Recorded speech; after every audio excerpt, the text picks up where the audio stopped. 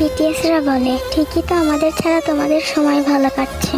আর্মিরা বলে তোমাদের ছাড়া আমাদের সময় যেন এক অমাবস্যার রাত। জিমিন বলে আমি তো একদিন অন্য কারো হয়ে যাব। ইয়ন বলে থাকো না তুমি অন্যের কাছে, পেয়ে গেলে হয়তো কদর করতে পারবো না।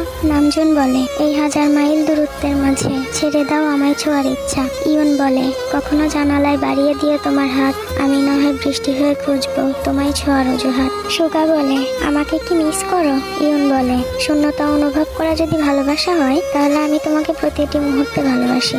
ভি বলে ছেড়ে দাও আমায় পাওয়ার ইচ্ছা।